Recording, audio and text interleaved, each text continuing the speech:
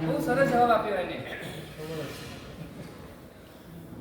પેલા શેઠે પૈસાને પૂછ્યું, તમે મારી સાથે આવશો? પૈસો એકવાર તો મૌન રહી ગયો. બીજી વાર પૂછ્યું તેજસભાઈ, પૂછવાનું આ, તમે મારી સાથે આવશો? ભગવાનને છે ને શિષ્ય પ્રશ્ન પૂછે, ભગવાનને જવાબ બરાબર લાગતો ના હોય એટલે ભગવાન મૌન રાખે. બીજી વાર પણ મૌન રાખે. ત્રીજી વારમાં ભગવાન જવાબ આપી દે. ત્રીજી વાર પૂછ્યું પૈસાને, તમે મારી સાથે આવશો? તિજોરીએ જવાબ આપ્યો. તિજોરીએ જવાબ આપ્યો, હું અહીંયાથી એક ઇંચ પણ ખસવાની નથી.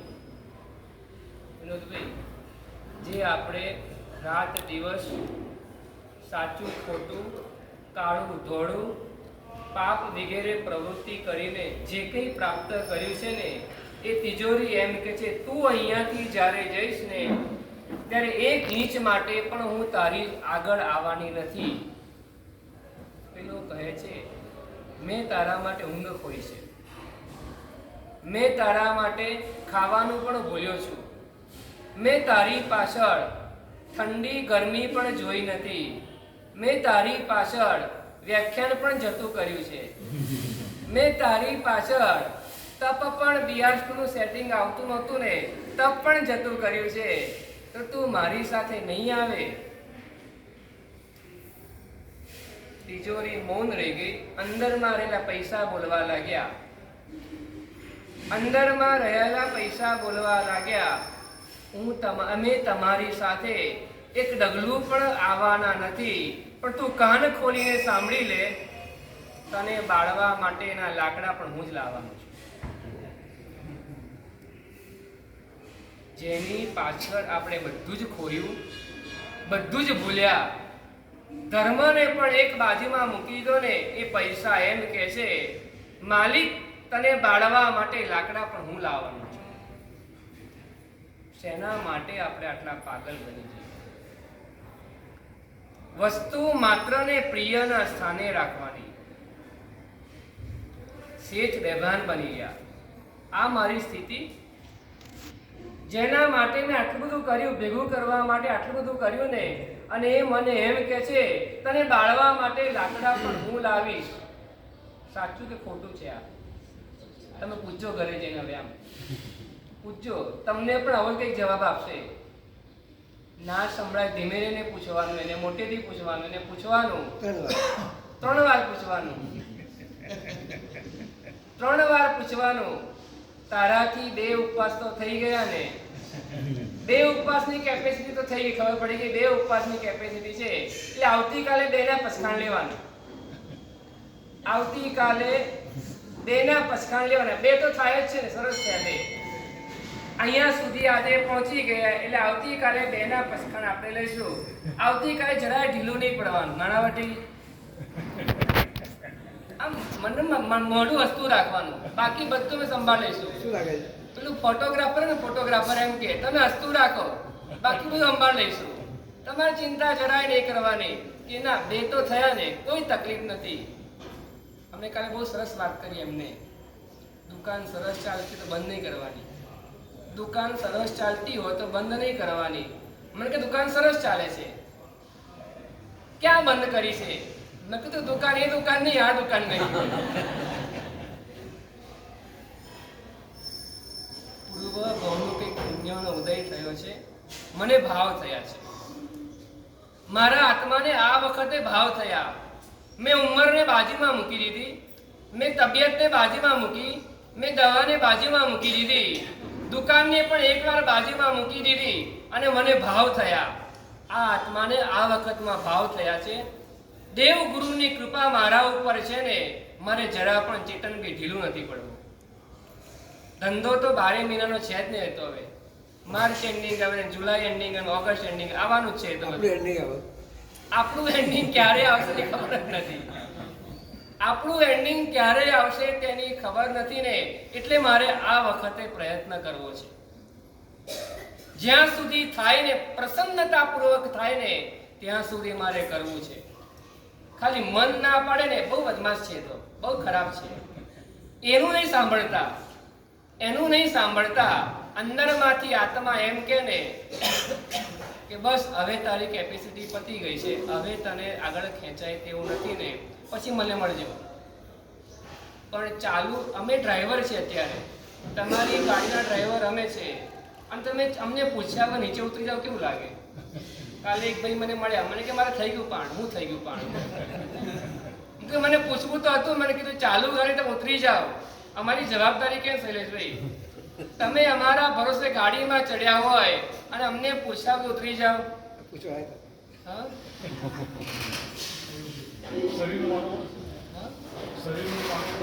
ના ના, કઈ બહાનું જતું નહીં, ખાલી બહાર જવાનું, બીજું કાંઈ હતું જ નહીં. થોડુંક બહાર જવાનું થયું ને એમાં ઢીલા પડી ગયા. હવે અફસોસ થયા કરશે.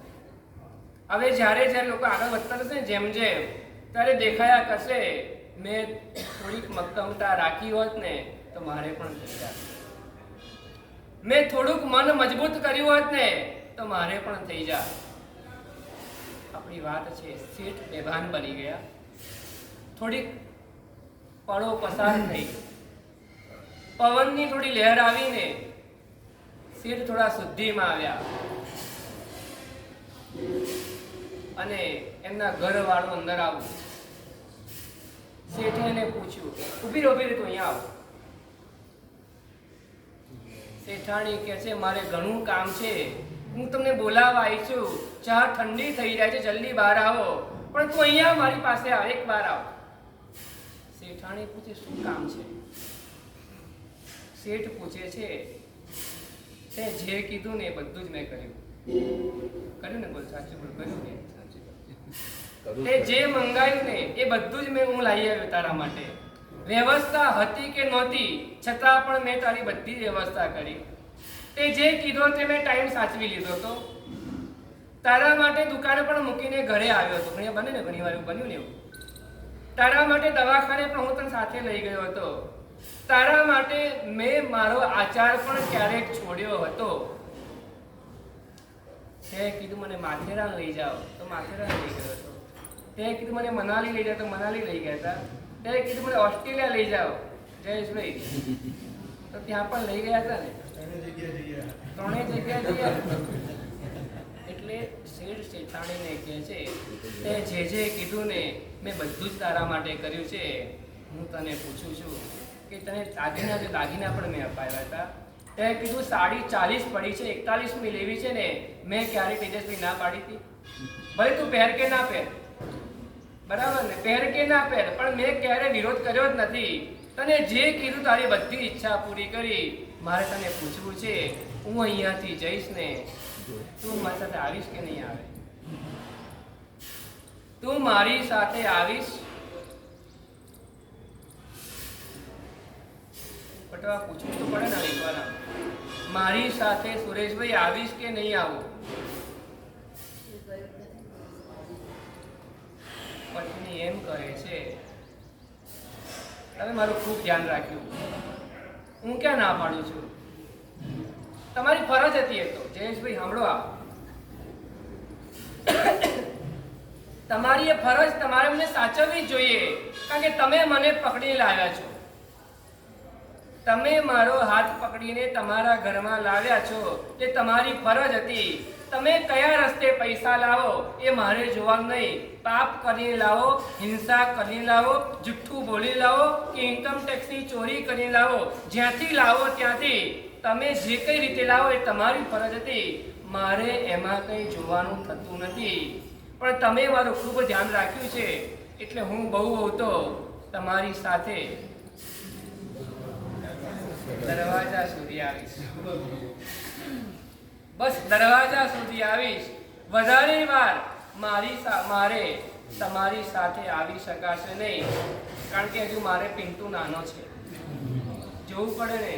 હજી વહુ પણ મોટાની વહુ છે, નવી નવી આવેલી છે, હજુ મારે પણ બધું જોવું જોઈએ.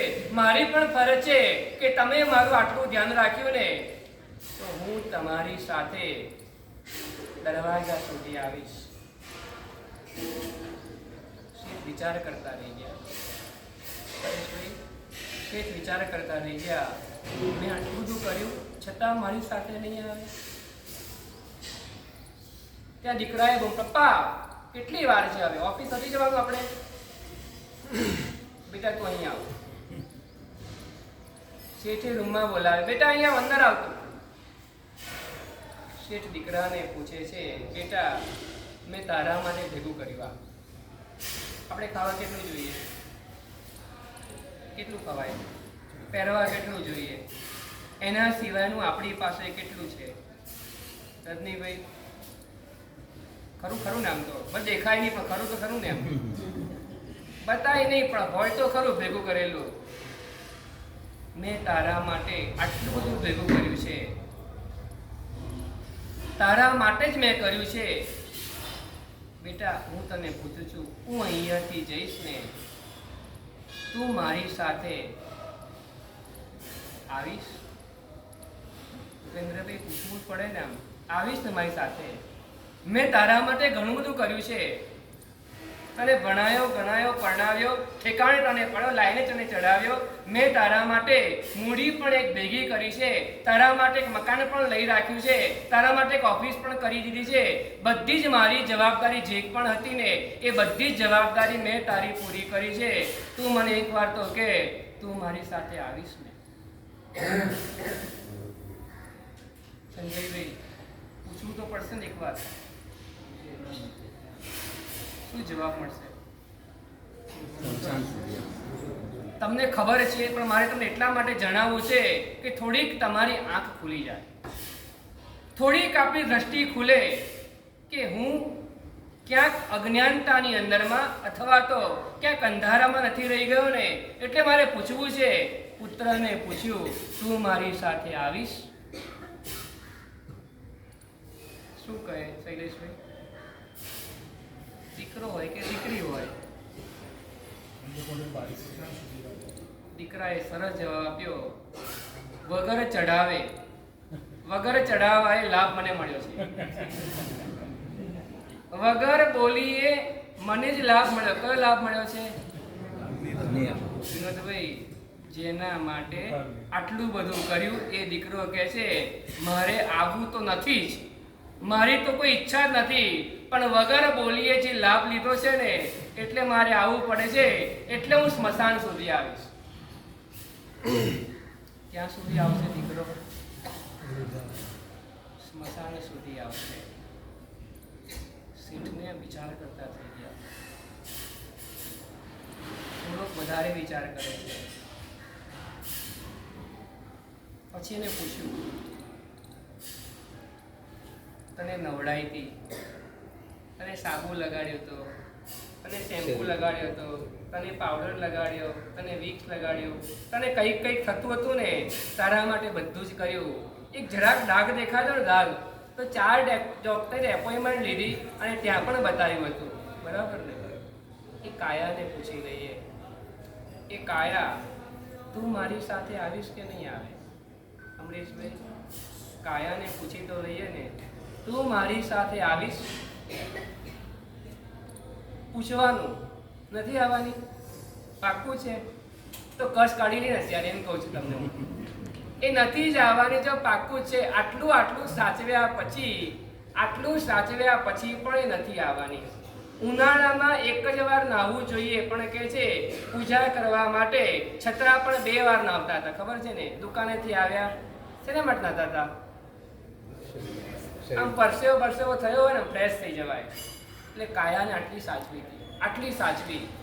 નવા કપડાં પહેરાય. ખબર છે આપણને? એમ 5000 રૂપિયા મીટર હોય તોય પહેરાયું, 25 સહેલું હોય તોય લાવ્યા હતા, 50,000 હોય તોય લાવ્યા હતા. આમ પેલા ગળાને સારું લાગે ને, એટલે 3 લાખનો નેકલેસ લાવ્યા હતા, પેલો હાથમાં પહેરવાનો. 5 લાખનો ગળાનો હાર લાવ્યા હતા ને. ચંદ્રાબેન ચોકી અપ ટુ ડેટ પર મને વિચાર આવે છે. હું તમને એમ કહું છું, આ કાયાને આપણે કેટલી સાચવી. મારે તમને એ કહેવું છે, આટલી બધી સાચવ્યા પછી પણ એ જોડે આવવાની ના પાડે છે. મારે તમને એ કહેવું છે, જોડે આવવાની ના પાડે તો ભગવાન એમ કહે છે, આ મનુષ્યનો ભવ જે મળ્યો છે ને, પેલા શેરડીના રસવાળા જેવા થઈ જાવ. પેલો શેરડીનો રસવાળો જે માણસ હોય ને, એ શેરડીનો રસ વેચતો હોય ને, તો તો શેરડીનો રસ કાઢે આમ, એ મશીનમાં શેરડી નાખે, પછી શું કરે જીગરભાઈ? રસ નીકળી ગયો પછી ફરીવાર નાખે, ફરીવાર એ બીજી વાર નાખ્યું, પછી ત્રીજી વાર નાખ્યો, ત્રીજી વાર પણ થોડોક રસ નીકળ્યો અને પછી ચોથી વાર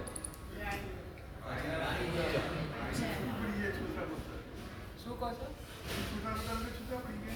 હું તમને એમ જ કહું છું, 3 બારી સુધી એક વાર રસ કાઢ્યો, બીજી વાર કાઢવાનો, પછી ત્રીજી વાર કાઢવાનો, જ્યાં સુધી છોતરા ના નીકળે, જ્યાં સુધી ઢીલું ના પડી જાય ને ત્યાં સુધી આપણે શૈલેષભાઈ બરાબર ને બરાબર વપરાવજો, નાના મોટી ઢીલા પડે મક્કમ રાખજે. આપણે શેરડીના રસવાળાને યાદ કરવાનો છે કે શેરડીનો રસવાળો છે ને આમ એક વાર કાઢે તો રસ સરસ નીકળે, બહુ સરસ થયો, પછી બીજી વાર કાઢે ને તો ડબલ કર્યું હોય તો રસ થોડો ઓછો નીકળે. એટલે પહેલા ઉપવાસમાં જેમ પ્રસન્નતા હતી ને કદાચ થોડી ઓછી કદાચ લાગે આમ, થોડા ઘણા બધા વખત એવું બન્યું હોય ને 2 દિવસ જોડે ના મળ્યું હોય, 2 દિવસ જોડે ના મળ્યું હોય, થોડુંક એવું લાગે પણ ઢીલા નહીં, પણ રસ તો નીકળે જ છે અંદરમાંથી. પછી ત્રીજી વાર નાખી જવાનો, ત્રીજી વાર 3 વખત, અને જો રસ નીકળતો લાગતો હોય ને તો ચોથી બારીમાં પણ જંપલાવી દેવાનું. બસ મને પ્રભુનું શાસન મળ્યું છે, મને પ્રભુનો માર્ગ મળ્યો છે ને, મને તપ કરવાના ભાવ થયા છે, હું તપની અંદરમાં જોડાયો છું, શરીર પણ અત્યારના બરાબર સાથ આપી રહ્યું છે, રોગો પણ એકે માથું ઉચકતા નથી, એક પણ બીમારી અત્યારના માથું ઉચકતી નથી, ખૂબ પ્રસન્નતાપૂર્વક દુકાન સરસ ચાલી રહી છે. ઘરાક વહેલા મોડા બની જાય, ઘરાક વહેલા મોડા આવે પણ દુકાન સરસ ચાલે છે ને, તો મારે એ ચાલુ દુકાનને કોઈ અત્યારના વસ્તી કરવા જેવી લાગતી નથી. દુકાન ચાલુ સરસ ચાલતી હોય તો વસ્તી નથી કરવી મારે. શેઠ પેલી કાયાને પૂછે છે, કાયા તું મારી સાથે આવીશ? અને વીટી પહેરાય, કાયાને વીટી પહેરાય, ગળામાં ચેન પહેરાયો, હા પણ ત્યારે તો પહેરાય ને, શેના માટે પહેરાય? આ મારી જે કાયા છે ને, કાયા રૂપી મારી કન્યા કે જે મારી જે કંઈ હોય એ સારી દેખાય ને એટલા માટે વીટી પહેરાઈ, ચેન પહેરાયું, નવા નવા કપડાં પહેરાયા. ઘણા તો એવા બધા હોય ને 3 ટાઈમમાં 3 પહેરે દિવસમાં, ઉપાસના અલગ હોય, ઘરના અલગ હોય અને બહારના અલગ હોય. આ કાયાને ઢાંકવા માટે, કાયાને સાચવવાને માટે મેં ઘણું બધું કર્યું. એકવાર એવું બન્યું, ટીવીઆરનું પચખાણ લીધું, ટીવીઆરનું, અને રાતના તબિયત બગડી ગઈ ને તો તારા માટે પચખાણ તોડ્યું. યાદ આવે છે ને? કાયા માટે મેં પચખાણ તોડ્યું. ક્યારેક એવું બન્યું હતું ને, ઉપવાસનું પચખાણ લીધું હતું ને, બહુ પિત્ત થઈ ગયા ને, ડોક્ટર કે તમારે દવા લેવી પડશે ને, મેં ઉપવાસનું પચખાણ પણ એકવાર માટે તોડ્યું હતું કે પછી પ્રાયશ્ચિત કરી લઈશું. મારે તમને એ કહેવું છે, આ કાયા માટે આપણે કેટલો ધર્મ પણ જતો કર્યો છે ને, હવે અત્યારના કાયા સાથ આપી રહી છે તો ઢીલા શા માટે પડવું? અત્યારના ભાવ થયા છે, આત્માને ભાવ થયા છે કે મારે સિદ્ધ શિલાના પગથિયા ચડવા છે, મારે સિદ્ધિ તપના પગથિયા ચડવા છે, તો મારે ઢીલા શા માટે પડવું છે? મારે જરાય ઢીલા પડવું નથી. આજે તો આવકનો દિવસ છે, આજે ભરતી આવશે, ખબર તમને? પૂનમની ભરતી રાતના જ આવે, આજે 2 વાર ભરતી આવશે, સવારના પણ આવશે અને સાંજે પણ ભરતી આવશે. 2 વાર ભરતી આવે ને એટલે 2 દિવસ તો વાંધો નહીં જ આવે, 2 દિવસ તો વાંધો, કારણ કે તમને પ્રેક્ટિસ થઈ ગઈ, હવે 2ની પ્રેક્ટિસ થઈ ગઈ. હવે આપણે આવતીકાલે, અત્યારના જો પેટમાં નથી પડ્યું ને થોડુંક મારું અઘરું લાગશે, થોડુંક મારું અઘરું લાગશે, પણ થોડુંક અંદરમાં જશે ને પણ થોડી સ્ફૂર્તિ આવશે, થોડી તાકાત આવશે. ખાલી એકવાર મનને સેટ કરી દઈએ, આવતીકાલે તો ઝુકાઈશું, આવતીકાલે તો ઝુકાઈશું. કોઈને વિશ્વાસ નથી બેસતો. ગઈકાલે શૈલેષભાઈ નાણાવટીને પૂછે, તમારો ઉપવાસ છે? એટલું ખબર પણ ના પડી એમને. બાજુમાં બેસતા, રોજ બાજુમાં બેસતા ને તો એ ખબર ના પડી એમને કે એમને ઉપવાસ ચાલી. એટલી બધી પ્રસન્નતાપૂર્વક સિદ્ધિ તપના આરાધકોને આરાધના ચાલી રહી છે. તો બસ આગળ ને આગળ વધતા રહીએ. આજે નીચે તમારું બિયાસનું છે, ખૂબ સરસ સગવડતાઓ તમારી બધી જ ગોઠવાઈ ગઈ છે. બસ ચડતા ભાવે આરાધના કરવાની, જરાય મનને ઢીલું નહીં પડવાનું. પેલા ભાઈ કેમ નહીં દેખાણા? પહેલા બેસનામાં હતા, બીજા બેસનામાં કેમ નહીં દેખાણા, એવું નેગેટિવ નહીં જોવાનું આપણે. એ બાજુમાં બેસતી દેખાતી નથી એને શું થયું, એને પાણું કર્યું એને? ના, તમારે નહીં પૂછવાનું, તમારે એ જોવાનું કે મારાથી પણ નાની ઉંમરના કોણ કરી રહ્યું છે. આપણે એ જોવાનું, મારાથી પણ નાની ઉંમરના કેવા લોકો કરી રહ્યા છે, અથવા તો મારાથી પણ મોટી ઉંમરના જેને બાયપાસ કરે એ પણ કરે છે. હા, એ પણ કરી રહ્યા છે ને, ઉંમર તો એ પણ કરે છે ને. આપણે એમને જોઈને થોડુંક એનર્જી લેવાની, થોડોક પાવર લેવાનો, અને કહે છે મક્કમતાપૂર્વક આગળ વધવાની ભાવના રાખજો. આગળ ઠેઠ કાયાને પૂછે છે, કાયા જવાબ શું આપે છે. એવા પ્રકારે એક બીજી બાજુ સભા લાગે, જંગલમાં સભા લાગી છે રાજા અને પંડિતોની. એમાં તે વખતમાં એક પંડિત એવું કીધું હતું, મનુષ્ય રૂપેણ ભસ્મ તુલ્યા. મનુષ્ય જેની અંદર જ્ઞાન નથી, જેનીમાં દાન નથી, તપ નથી, શીલ નથી, ધર્મ નથી, એ ભસ્મ તુલ્ય છે. તો એ ભસ્મને રાખ પોતાનો વિરોધ દર્શાવી રહી છે કે મારી સરખામણી ગુણહીન મનુષ્યની સાથે યોગ્ય થતી નથી, કારણ કે મારી અંદરમાં ઘણા બધા ગુણ છે. યોગી પુરુષો મને શરીરે જોડે છે. બીજા નંબરમાં જૈન મુનિ ભગવંતો હોય ને, એ પણ મારો ઉપયોગ કરે. શેનો ઉપયોગ કરે વિનોદભાઈ? પાણી. લોચ કરવાની અંદરમાં, લોચ કરવામાં જૈન મુનિ પણ મારો ઉપયોગ કરે છે. અનાજને સાચવવાનું કામ હું કરું છું.